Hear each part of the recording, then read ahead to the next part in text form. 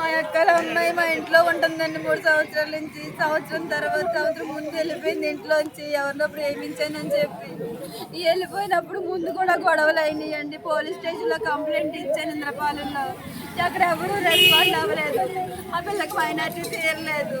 Minority తీరకుండా వచ్చావు ఎదురయ్యాక రామ నేనే పిలిచేద్దారన్నారు అక్కడ సిఐ గారు. ఆ పిల్లకి ఇచ్చిన ధైర్యంతో ఇంట్లోంచి వెళ్ళిపోయింది. వాళ్ళ నాన్నమ్మ దగ్గర ఉంటానని చెప్పి వెళ్ళిపోయి అక్కడి నుంచి దూరంగా వెళ్ళిపోయింది. ఆడితో కాపురం పెట్టిందంట. పెళ్లి చేసుకోలేదు. అక్కడే ఉంటుందండి. పెట్రోల్ బంక్ పక్కన ఉంటుంది జగన్నాథపురం. నిన్న సాయంత్రం 8:30కి నాకు బోర్ వచ్చిందండి. నా కూతురు శవం అయిపోయింది.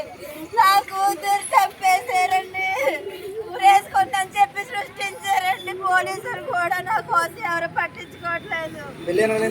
పెళ్లి చేసుకోలేదండి. పెళ్లి చేసుకున్నారని చెప్తున్నారు కానీ ఏ ఆధారాలు లేవు. నా బిడ్డను చంపేశారండి. అది చచ్చిపోలేదు. సాయంత్రం నుంచి 12 గంటలు అయ్యిందండి. ఎవరు ఏమి చెప్పట్లేదు. నా కూతురు అక్కడ అనాథ శవంలో పడుందండి జీజీహెచ్లో. మేము ఎక్కడ ఉన్నామయ్యా? మాకెవరో న్యాయం చేయరు. సంవత్సరం క్రితం పోలీసులు కూడా ఎవరు పట్టించుకోలేదు.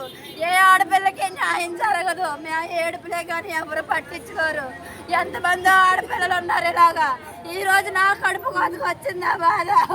ఎంతమంది ఆడపిల్లల జీవితాలతో ఆడుకుంటారండి ఇలాంటి వాళ్ళు. వీళ్ళకి సరైన శిక్ష ఇస్తే ఇంకో ఆడపిల్లకి ఎందుకు ఇలా జరుగుతుంది అయ్యా?